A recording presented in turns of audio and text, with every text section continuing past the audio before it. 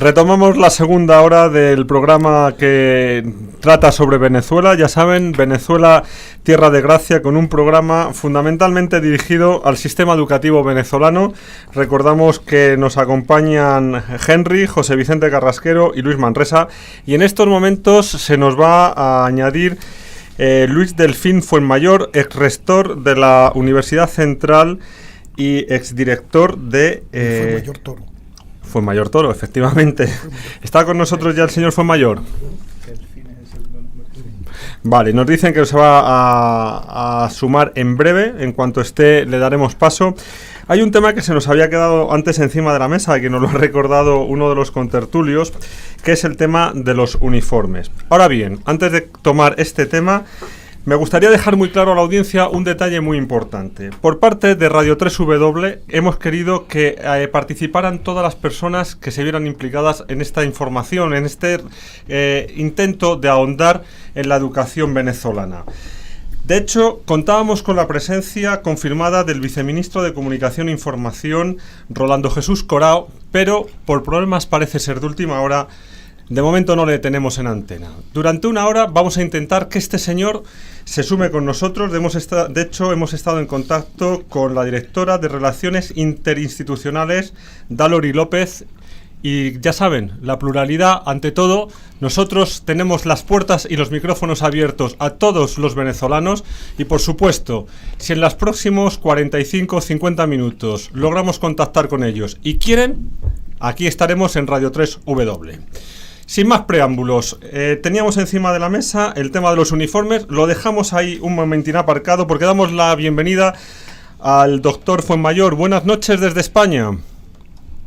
Buenas noches. Gracias por permitirme los micrófonos de su emisora para informar en relación con la situación universitaria venezolana.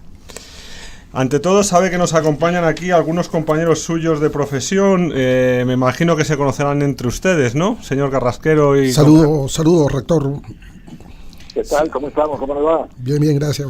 Un abrazo desde España. Señor Fuenmayor, gracias.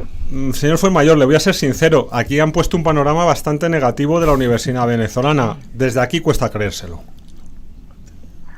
Bueno, la universidad venezolana pasa en este momento por su peor momento... yo diría desde hace por lo menos los últimos 60 años, 45, 50 años, en el último medio siglo, quizá uno de los peores momentos que vive la universidad venezolana, no solamente por el acoso, el hostigamiento, la incomprensión o la política del gobierno de rebajarla académicamente, que parece ser una política oficial, sino también porque la universidad durante este tiempo internamente se ha descompuesto a raíz de la presencia digamos, yo diría la invasión del facilismo en la academia, pues. El facilismo inducido por el gobierno, pero aceptado por la universidad e incorporado por la universidad en sus normas, en sus reglamentos, en sus instituciones, en sus dependencias. Pues entonces, por supuesto, la universidad, en lugar de haber enfrentado el facilismo desde el mismo momento en que comenzó a impulsarse en contra de ella, lo fue asumiendo, lo fue aceptando, y entonces no está en las mejores condiciones en este momento para defenderse de la arremetida gubernamental. Señor Delfín, buenas noches. Yo buenas noches.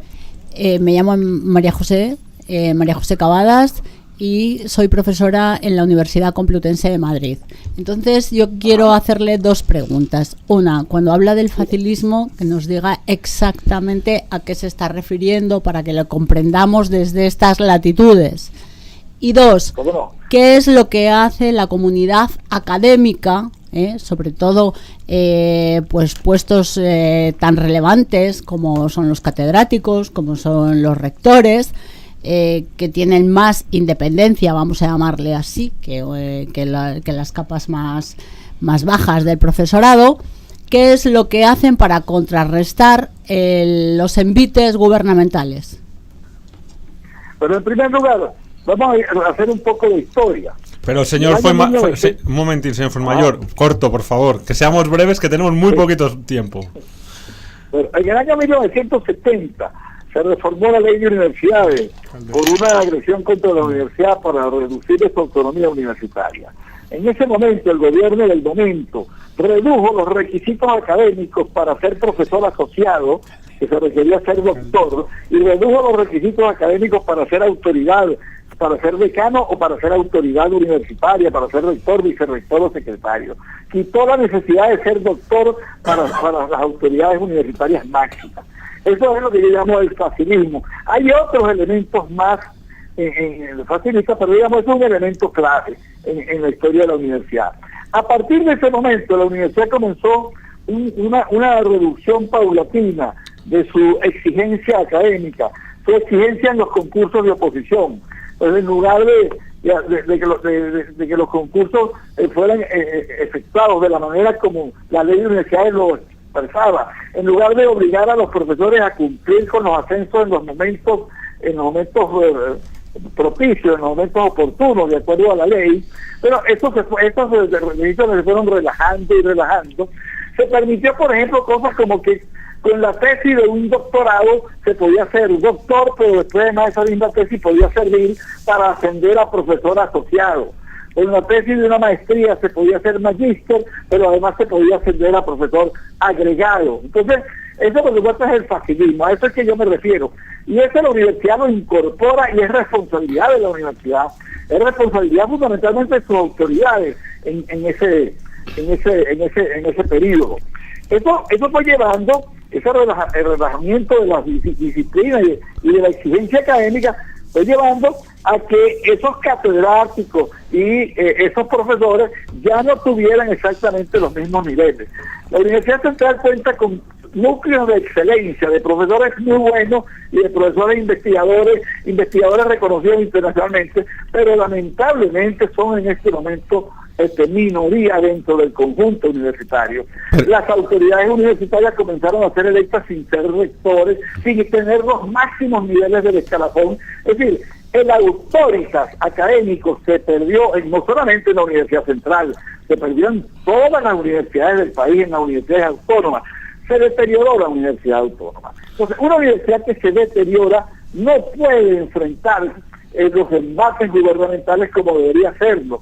Por eso es que yo digo que en este momento la situación es realmente grave, es realmente difícil, porque la universidad internamente no tiene las fuerzas para enfrentar lo que debe enfrentar y el gobierno no le importa que eso suceda, más bien está muy contento con esas debilidades, porque esas debilidades le van a permitir terminar de relajar y terminar de anular a la universidad venezolana en su plan de rebajar el pregrado al mínimo necesario y utilizar las universidades cubanas para la formación de posgrado. Señor Fuenmayor, le ruego que seamos un poquito más breves porque tenemos muchas preguntas Ya estoy terminando. Sí. En estos momentos enviaron 500 médicos a Cuba para que se especializaran. No les importa que las especializaciones universitarias quedan sin cargos, nadie aspira a ellas porque los hospitales están en el suelo, porque los sueldos no son ridículos. Entonces, es un plan completo de desgaste y de deterioro universitario para mantener al país en la situación en que está actualmente. Sí, aquí los contertulios ya lo han puesto de manifiesto que hay un problema de fuga de talentos. Hay también, creo, un problema de debilidad presupuestaria o debilidad financiera. Bueno, es cierto, esto es cierto, digamos, la agresión contra la universidad no darle el presupuesto que requiere, pero también la universidad tiene que utilizar el presupuesto en lo que académicamente es más conveniente, y muchas veces el uso interno que la universidad venezolana le da del presupuesto no es el más adecuado. Entonces, el gobierno se aprovecha de esas debilidades o de esas distorsiones o de esas perversiones para seguir su plan adelante. Pues. Ese es uno de los problemas, yo creo que es el problema fundamental de la universidad venezolana en este momento. Señor Fuenmayor, ¿durante cuánto tiempo fue usted rector de la universidad? Yo fui rector entre 1988 y 1992, justo en la época en que se dio el Caracazo, y en que después presidente Hugo Chávez dio su golpe de Estado. En esa época y pregunta... En esa época, ajá. Sí. En esa época nosotros hicimos un esfuerzo por tratar de cambiar la línea de inclinación de deterioro que traía la universidad, y de hecho lo logramos incluso presupuestariamente. Nosotros logramos presupuestariamente, desde un punto de vista salarial, dedicamos el 5% del presupuesto universitario a ciencia y tecnología. Logramos mantener los becarios en el exterior, a pesar de que hubo una crisis en ese momento.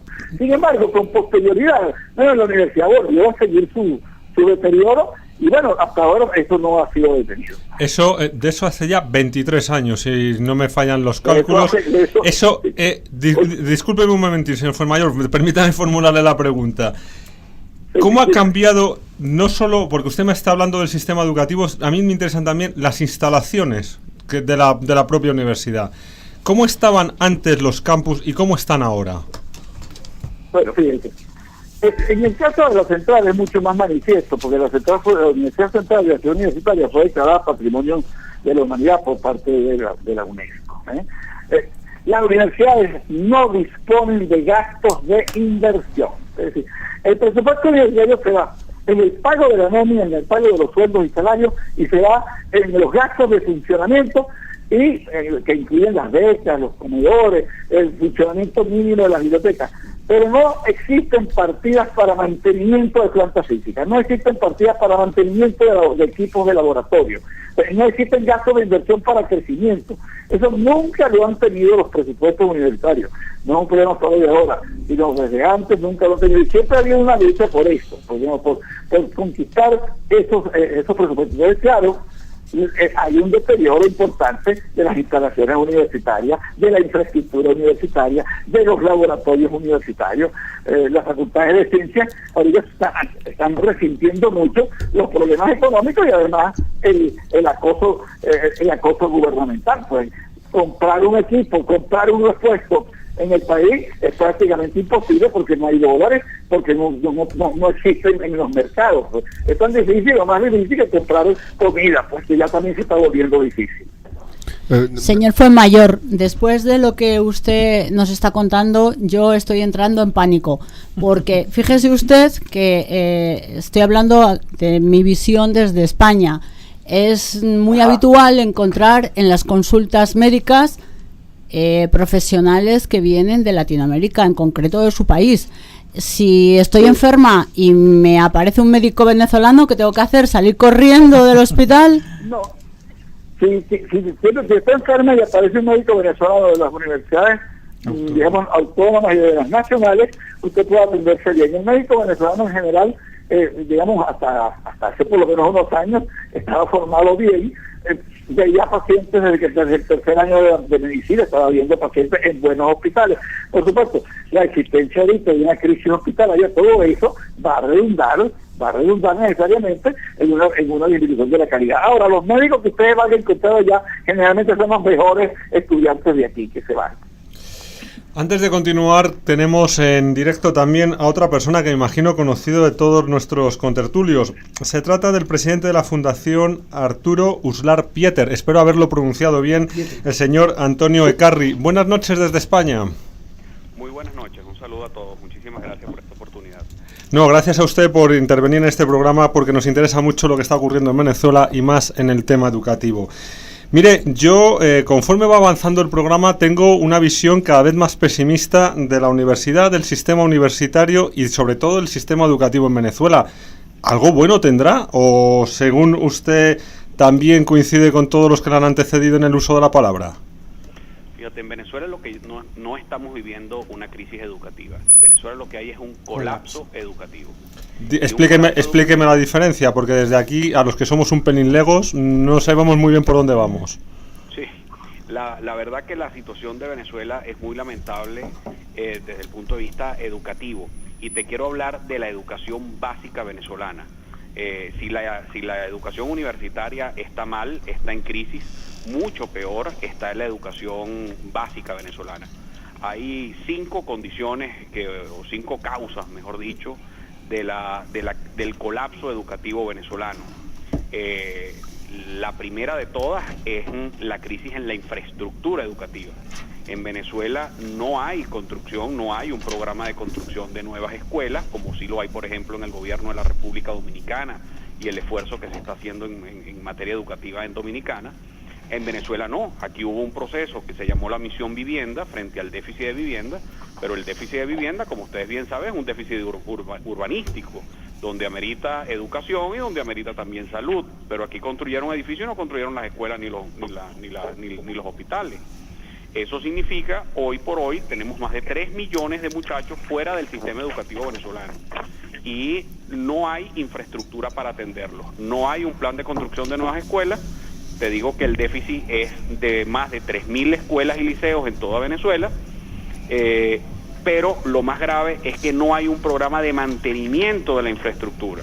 Te puedo asegurar que nuestra unidad de investigación a la educación venezolana ya tiene más de 5 años trabajando, haciéndole seguimiento a la infraestructura educativa, y más del 76% de la infraestructura educativa está en ruinas en Venezuela hoy. Es decir, y quiero decirte que el 80% de los niños venezolanos va a la educación pública oficial venezolana, es decir, que es una situación dramática. Señor Ekarri, una cosa que todavía no ha salido en este tiempo que llevamos de programa, ya es bastante. ¿Quién hace los libros? ¿Qué se estudia? ¿Y quién prepara toda la materia que se imparte tanto en las escuelas como en las universidades? Más concretamente, ¿existe adoctrinamiento por parte del gobierno? Fíjate qué es lo que está ocurriendo. Primero déjame responderte muy claro y muy enfático. El gobierno tiene un objetivo que no es sacar científicos, que no es sacar ingenieros, que no es sacar el personal técnico, sino que el gobierno lo que tiene un objetivo es de formar militantes partidistas. Y una de las graves crisis o uno de los ejes del colapso educativo, como lo llamamos nosotros en nuestro informe por el inicio del año escolar, te puedo decir que es el grave problema de los contenidos educativos. En Venezuela hay 3 currículas.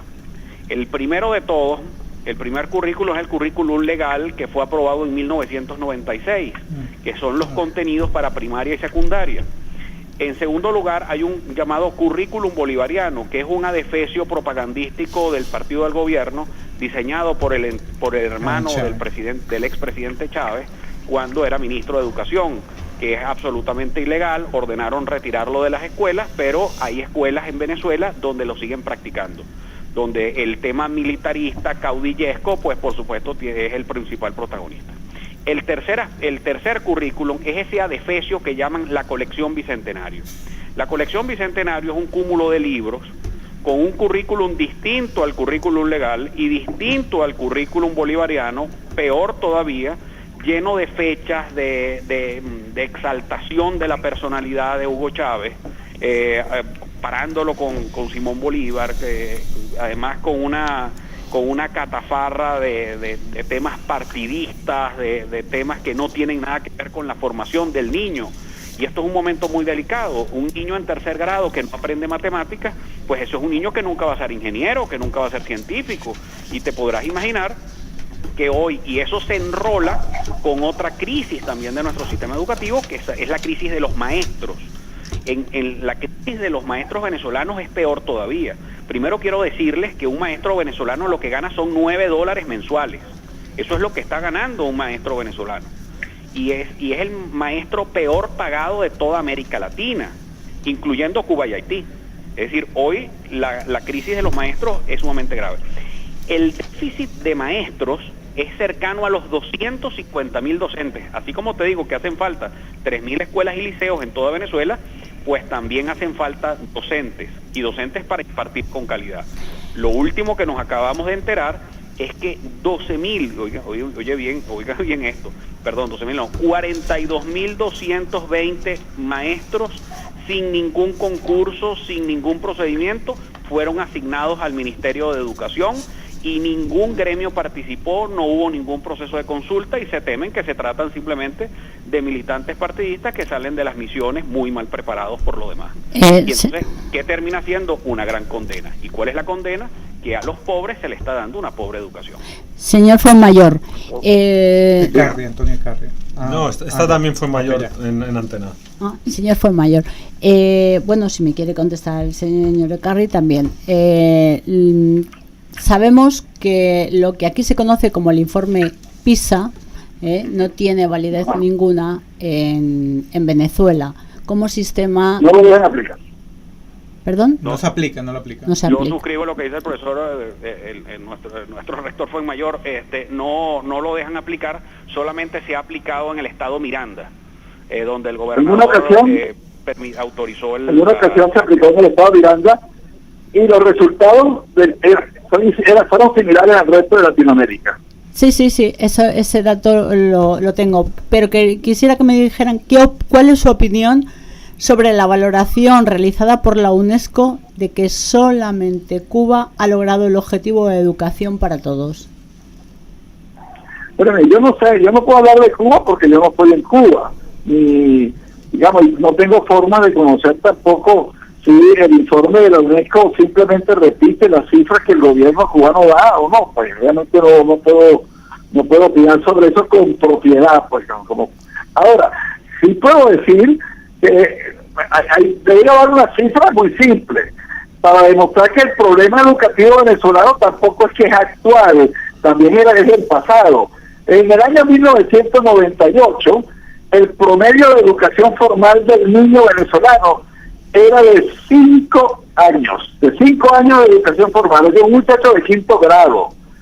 En cambio, y ahora es de 7 años, un muchacho de 7º grado, con la diferencia de que ahora los años duran 140 días de clase y no 200 días. Si uno le quita los días que no dan, pues equivale más o menos a los 5 años del pasado. Es decir, que tenemos una población de 5º grado, pues de niños de 10 años, 11 años, y construir un país con niños de 10 y 11 años es muy difícil. Bien, antes de continuar, simplemente comentar que la anterior pregunta nos la ha pasado nuestra compañera Carmen Chamorro de la Asociación de Corresponsales Extranjeros en España, y me parece que, María José, tenemos otra de Carlos Hidalgo. Efectivamente, tenemos una de nuestro compañero Carlos Hidalgo de ABC, que pregunta si son equivalentes la formación pública y la privada. Por supuesto, antes de continuar... Para mí... Un momentín, también me gustaría que intervinieran los que están aquí en la mesa, porque parece que les tenemos de auténticas estatuas, y hay cinco micrófonos abiertos para ustedes, y vayan interrumpiéndose con buena educación entre ustedes. Sí. O sea, eso es ellos están en España de todas maneras, ¿no? Están mejor que nosotros. Sí, bueno, doctor, le saluda Henry Sosa, que estuvo hasta el año pasado en Venezuela. Y justamente, justamente trabajé en la coordinación de planteles privados del Estado Táchira. Ahí me di cuenta de que no son para nada equivalentes o que no están en el mismo estado. ¿Por qué? Había una pelea o una disputa enorme entre los funcionarios de la administración pública porque todos querían tener sus hijos en los colegios privados. Ningún funcionario público de alto nivel, medio, ni siquiera bajo, yo creo que en este momento tiene a su hijo. Si la educación bolivariana es tan buena, ¿por qué no tienen a sus hijos estudiando en la educación pública gratuita del Estado?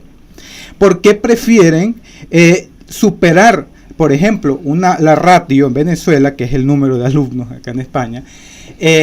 Dice la ley que debe ser de 35 alumnos. Tú vas a un plantel privado y hay hasta 45 alumnos, porque el mismo Estado se ha visto en la necesidad de hacer eso, de que un docente sobrepase la capacidad de alumnos para atender que la misma ley, porque mayormente piden cupos en esos colegios privados los hijos de los funcionarios de cualquier nivel. No estoy hablando de los hijos del presidente, que bueno, se sabía muy bien que el presidente Chávez tenía a sus hijas estudiando en una escuela bolivariana, a pesar de que las crió, la escuela la fundó, las tenía estudiando en los colegios privados de mayor costo en Caracas. No lo tenía estudiando en una escuela bolivariana. Entonces sí hay una diferencia, y una diferencia que se corrobora cuando uno ve con un funcionario no prefiere para nada la educación pública. Señor Manresa, ¿está de acuerdo? Bueno, es que tan de acuerdo. Bueno, primero, buenas tardes, rector. ¿Cómo está usted? ¿Cómo me le va? Gracias, bien. Antonio, un abrazo, hermano querido. Manresa, un abrazo. ¿Cómo estás tú? Bien, vale. Feliz de tenerte en micrófono. Ojalá te tuviéramos en persona. Bueno, lo que está diciendo Henry es muy cierto. Si el régimen es está tan orgulloso de su educación, de su salud. ¿Por qué, como dice Henry, los hijos de los funcionarios van a institutos privados y los atienden en clínicas privadas y no en clínicas públicas? Esto demuestra que es una gran falsedad. Y fíjate, lo que yo quisiera agregar algo muy puntual en esto. Es que los índices oficiales del propio Ministerio de Educación presentados ante el Parlamento indican los propios números del Ministerio, no son números de la Fundación Urlar Pietri, son números del Ministerio.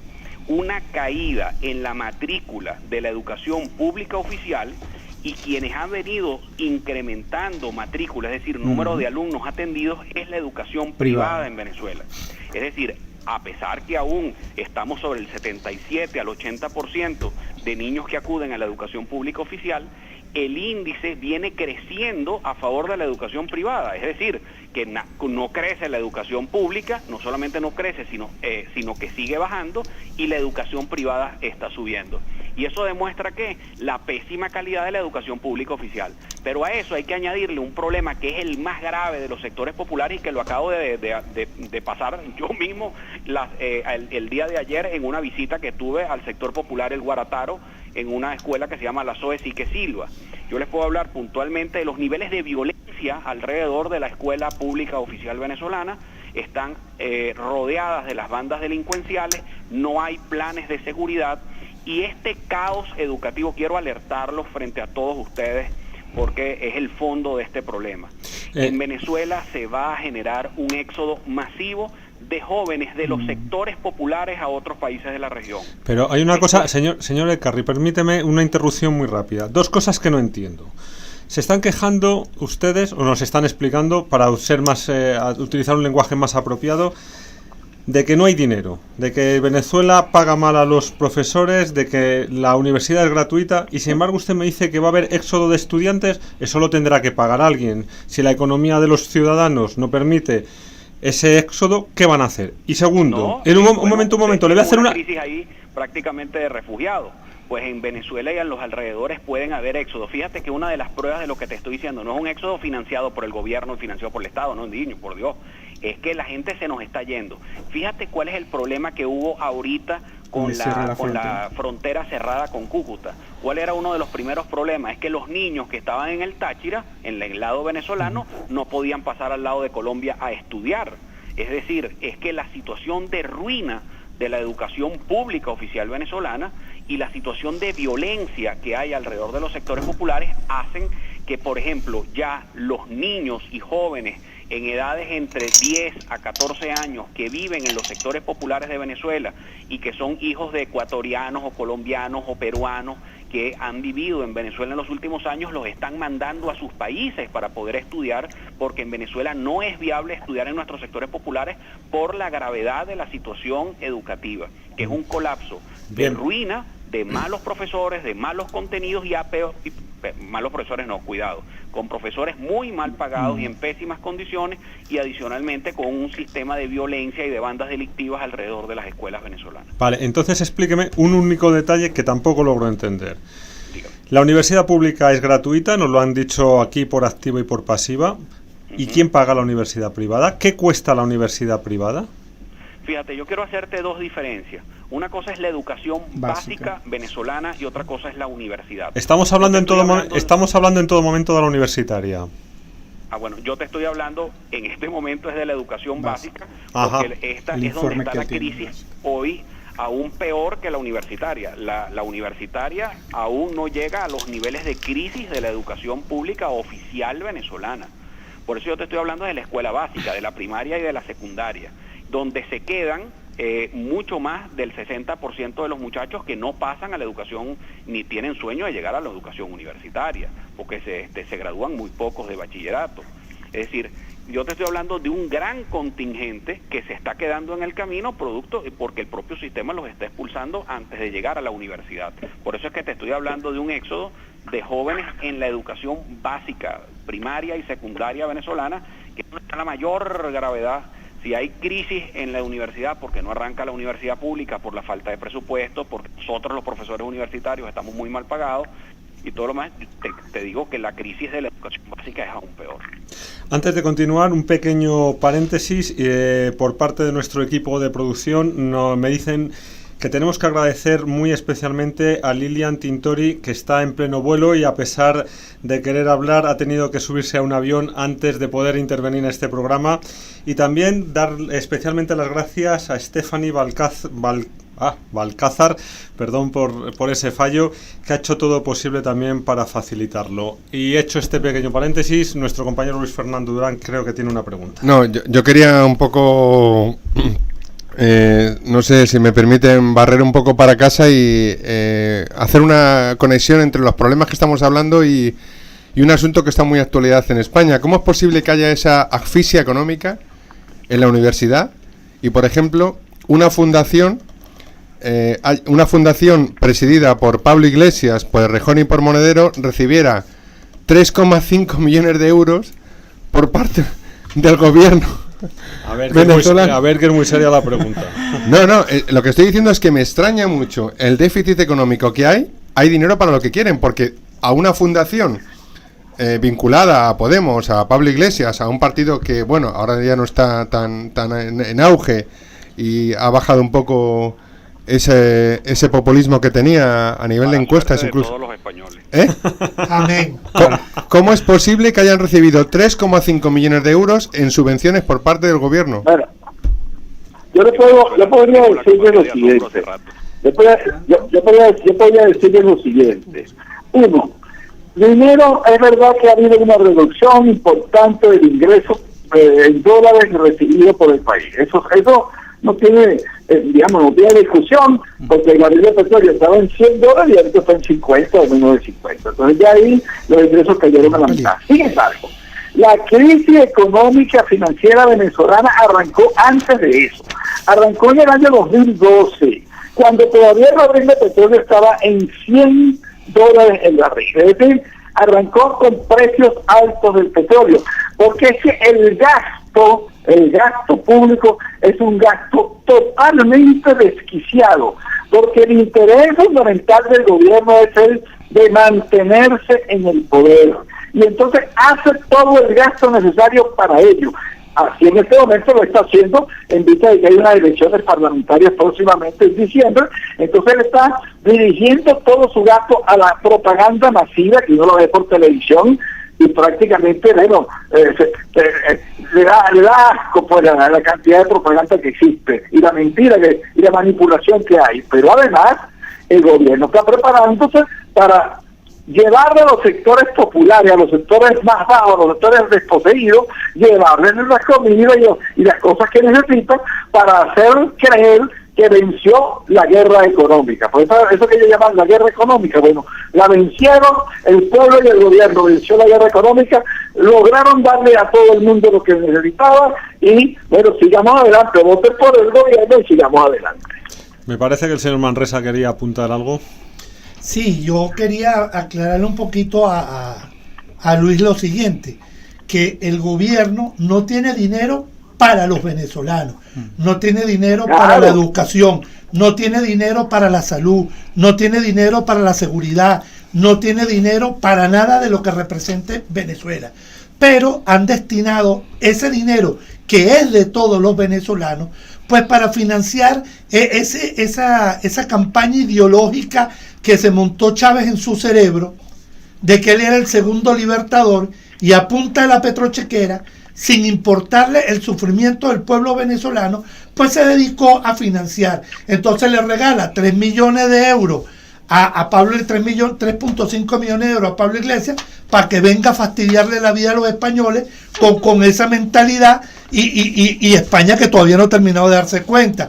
Pero entonces Venezuela no tiene hospitales y va y le regala a Nicaragua un hospital que le costó $800,000. Y a Uruguay, perdón. Y a Bolivia le regala a Evo Morales una escolta de vehículos blindados para la caravana presidencial, que con lo que le costó las 10 camionetas blindadas Samurai, con toda la parafernalia, se podía haber comprado en Venezuela por lo menos 300 patrullas, 200 motos, y haber equipado a a los cuerpos policiales que están mejor equipados. Entonces Chávez lo que fue muy listo, porque Pues Chávez lo que fue un bandido. Pero eso es lo que fue Chávez, un bandido y descarado. Entre comillas, porque provocación.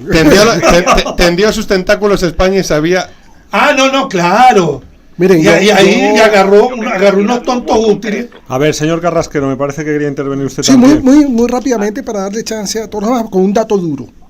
Y esto es un dato constatado. No más duro. A Venezuela.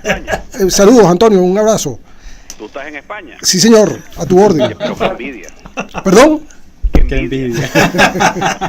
Aquí a tu orden. Mira, un dato duro. Entre 1998 y 2015 a Venezuela le entró por concepto de petróleo más del doble de todo lo que entró por el mismo concepto entre 1918 y 1998. Y le entró entre el año 1998 y 2015 mucho más dinero que toda la sumatoria del dinero que entró en Venezuela entre 1811 y 1998. Esa es la cantidad de recursos que manejó Chávez. ¿En qué lo manejó?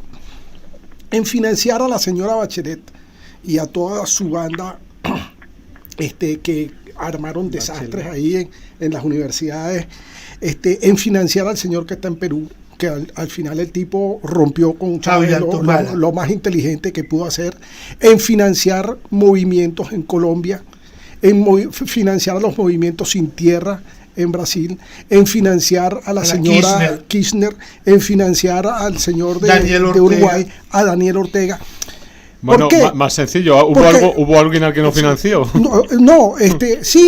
Bueno, pero fíjense, Venezuela a los venezolanos. Venezuela regala, porque lo regala, combustible para calefacción en el Bronx, en Nueva York. ¿Eso lo tienen constatado? Sí. Público, notorio comunicacional. O sea, ellos mismos se jactan. Entonces, esto es la cuestión de tener una persona que utilizó los recursos del país para seguir el sueño de Fidel Castro, que es lo más triste, porque ni siquiera era el sueño de él, de la exportación de la revolución cubana al resto de los países de las Américas.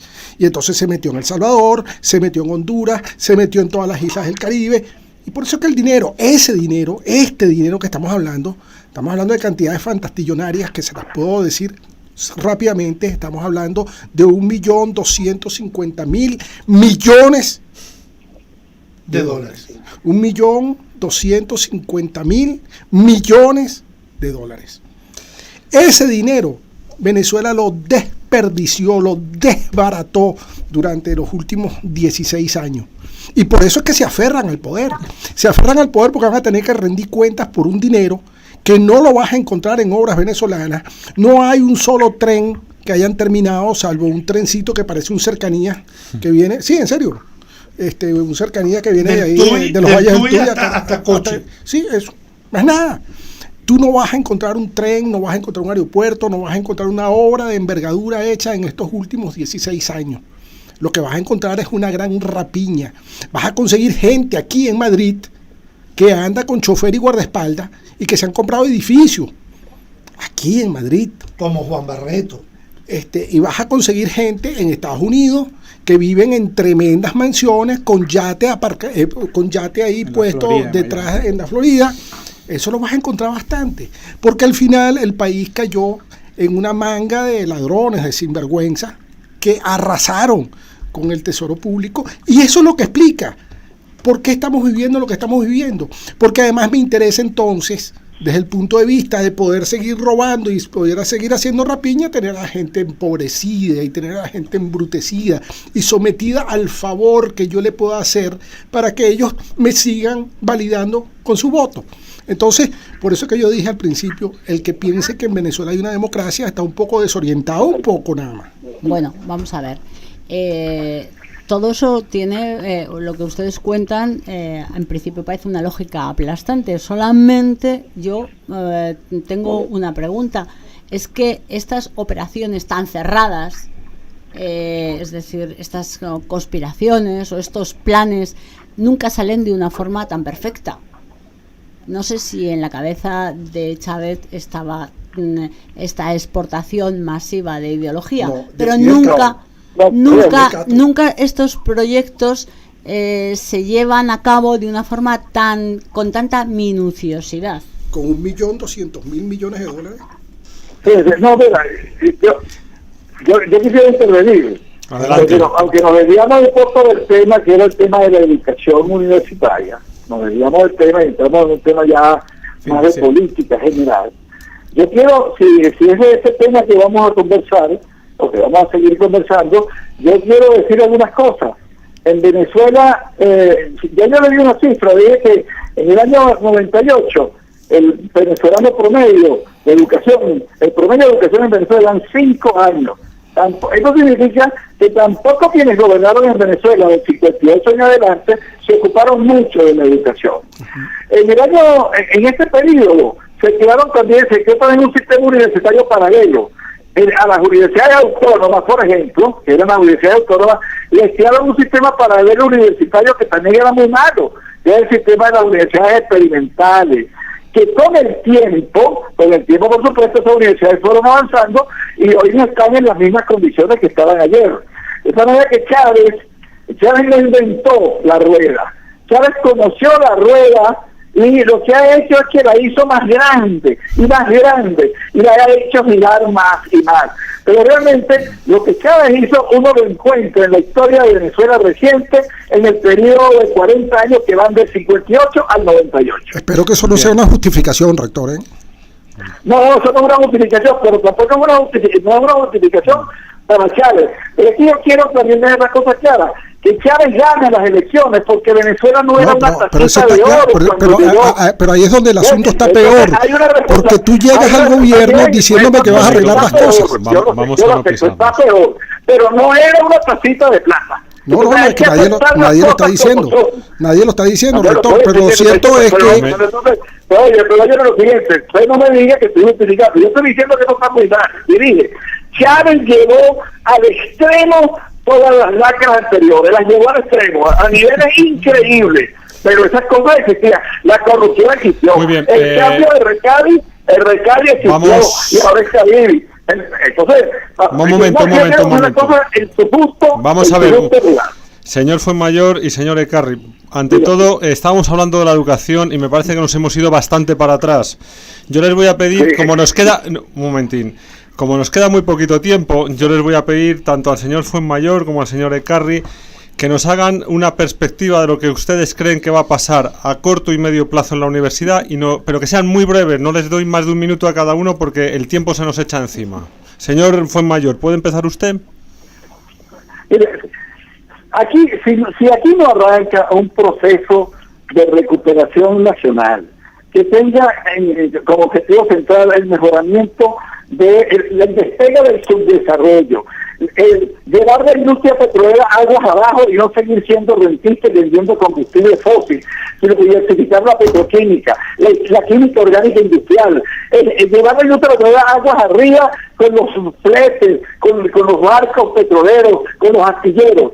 Si aquí no se asume un programa económico distinto de vender combustible fósil, que hemos transitado por 100 años, Venezuela no tiene salida. Ahora, si se asume eso, Venezuela puede tener salida sin problema. Yo no voy a decir inmediatamente, hay quienes están diciendo que a partir de las elecciones del 6 de diciembre, aquí se acabó todo. No, eso es mentira. Señor Fuenmayor. Aunque el gobierno pierda las elecciones, las cosas no se van a resolver solamente por este hecho. Muchas gracias. Señor Ekarri, ¿opina lo mismo? Fíjate, se trata de un manejo alocado del Estado que ocasiona todas estas distorsiones.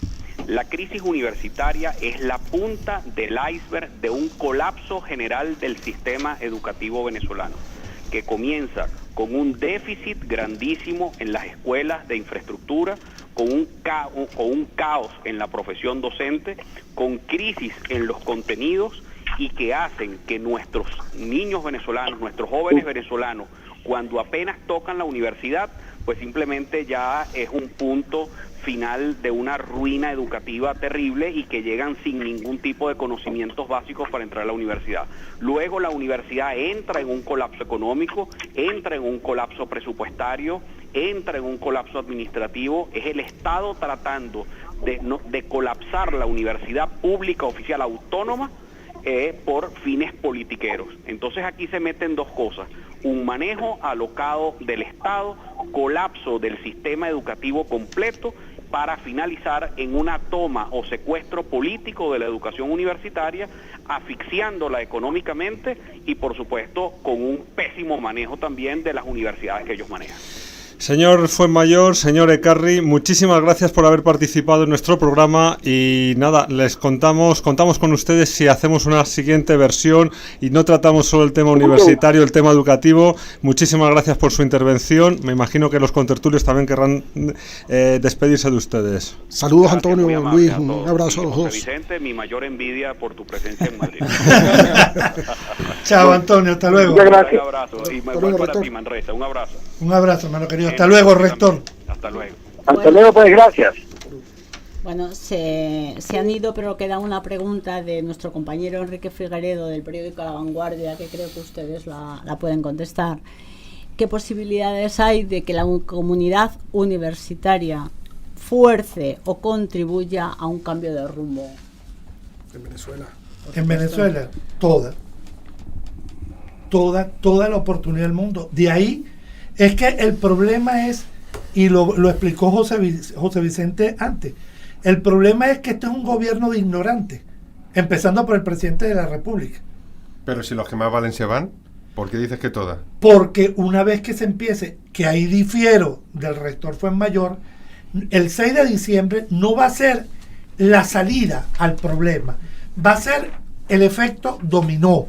Va a empezar a suceder una serie de cambios que permitirá en un mediano tiempo el retorno de esa fuga de cerebros que hubo, que hagan su retorno nuevamente al país y que todo ese caudal de jóvenes profesionales preparados, docentes jóvenes y no tan jóvenes, empiecen a aportar sus conocimientos para el engrandecimiento de la Venezuela que tuvimos, a diferencia de lo que diga el rector Fuenmayor, que tuvimos y que vamos a volver a tener, tratando en lo posible, y eso debe ser el compromiso de todos, de no cometer los errores del pasado. Sí, la causa fundamental que en este momento nos ha llevado a este caos en Venezuela es porque tenemos una crisis de talento. Y una crisis de talento porque quienes nos gobiernan lamentablemente no son competentes para administrar las áreas que lamentablemente tienen en su poder.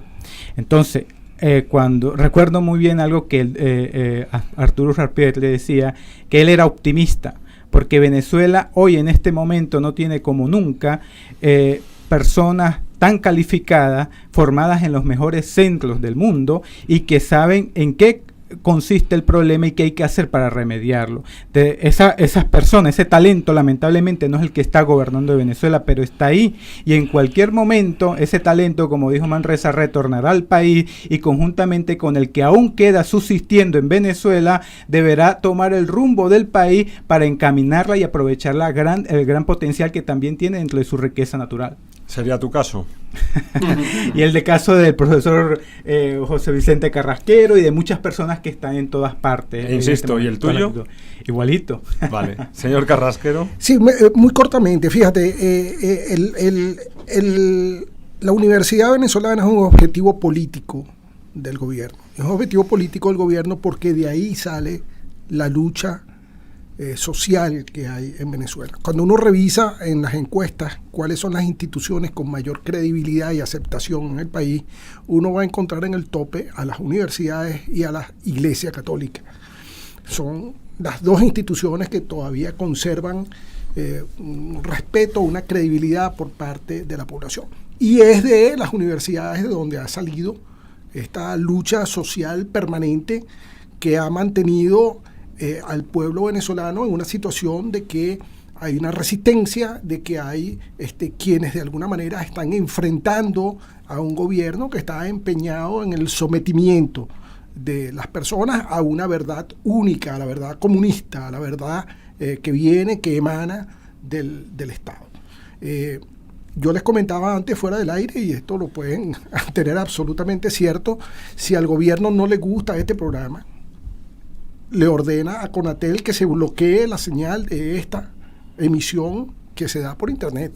No estoy inventando. Este programa sería imposible. Pero entonces, la pregunta que me hago yo, ¿cómo se puede revertir esa situación? Que en vez de formar a militantes se formen a estudiantes. Bueno, y es que si una cuestión tuvo, y ahí difiero del doctor Fuenmayor, si una cuestión tuvo la educación durante el año 58 al 98, que por supuesto no tuvo los mejores indicadores, fue que fue una educación libre, no fue una educación llevada a rendirle pleitesía a nadie, ni fue llevada a rendirle pleitesía a una ideología o adoctrinamiento. Y a lo mejor alguien diría, bueno, a lo mejor esa fue su falla.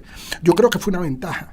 Fue una ventaja el que la educación fuese una educación abierta y que estos señores que están gobernando, algunos de ellos han salido precisamente de la Universidad Central de Venezuela. El señor Howard salió de la Universidad Central de Venezuela. El señor Rodríguez, que es alcalde de Caracas, salió de la Universidad Central de Venezuela. De ahí viene un grupo de personas a los cuales no se les planchó sus ideas comunistas y que están ahorita en el gobierno, pero ellos no actúan de la misma forma. Ellos quieren plancharle a la gente su nivel crítico e impedirle a la gente que los critique. Y esa es la situación de tristeza que estamos viviendo en el país, y por eso es que la universidad se ha convertido en un objetivo político y a veces un objetivo militar.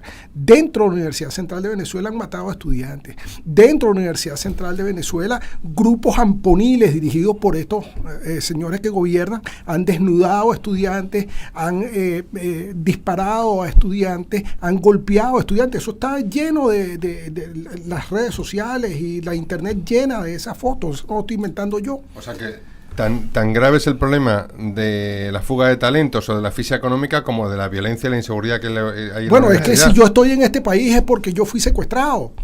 Si yo estoy en este país es porque a mí me llamaban por teléfono para decirme que no les gustaban mis artículos de opinión y que la próxima vez que me vieran por ahí me iban a pegar. Y si ya me secuestraron una vez y me dispararon otra, bueno, oye, yo creo que ya quemé 2 vidas, ¿no? Y si uno tiene 7, me quedan 5, déjame guardarlas en algún lado. Las cosas, mira, hay veces que, por supuesto, a la gente le cuesta creer que la situación del país sea tan mala, pero si yo, que soy catedrático universitario, vivo tan mal, bueno, imagínense cómo vive la señora que se levanta a las 3:30 de la mañana para ir a limpiarle la casa a otra familia y que gana un ingreso absolutamente miserable, porque es que la otra familia tampoco le puede pagar más. ¿Y sabe por qué la señora va a limpiar? Porque cuando va a limpiar le dan el desayuno y le dan el almuerzo. Cuesta creer lo que dices, pero más cuesta creer que aquí hay gente políticos que están en instituciones y que han defendido. Bueno, yo los reto. Mira, yo leí el otro día un escrito del señor Monedero. Con todo respeto. Que es lo único que me prometió, lo único que podía decir de ese escrito de Monedero es que le pagaron para que lo escribiera. ¿Cómo se le ocurre a Monedero responsabilizar a Leopoldo López de las 49 muertes de febrero del año pasado? O es un ignorante, cosa que creo, o es un desfachatado, cosa que también creo. Dejamos el tema ahí. El tiempo, por desgracia, en radio es lo que manda y hemos llegado al final del programa.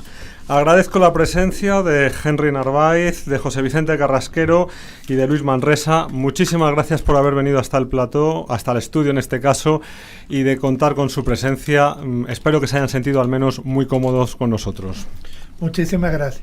Gracias por la invitación. Igualmente gracias, y esperamos pues en otra oportunidad seguir debatiendo esto. Y bueno, y hay que decirle que tomen en cuenta que es lógico lo que hace Maduro cuando su asesor principal es un pajarito. Bien, antes de despedir, y porque nos gusta hacer las cosas bien en Radio 3W, lamentamos mucho que no haya contado este programa con la presencia del viceministro de Comunicación e Información, Rolando Jesús Corao Marcano, que había confirmado su presencia y que lamentablemente no ha podido dar la versión del gobierno que está ahora mismo en el poder en Venezuela. Insistimos a toda nuestra audiencia que la invitación ha sido cursada en tiempo y forma a través de la directora de Relaciones Interinstitucionales, Dalori López. Lamentamos que nuestros oyentes se hayan quedado sin esa parte con la que pensábamos contar, más que nada para que no vean que hay ningún interés en partidismo por parte de esta emisora. Sin nada más, agradecer también la presencia de Luis Fernando Durán y, como no, de María José, que a lo largo de estas casi 2 horas que hemos estado en antena hemos hecho posible que Venezuela sea una tierra de gracia. ¿Todavía escuchas interferencias? Escucha 3W Radio, tu radio temática online. Encuéntranos en radio3w.com.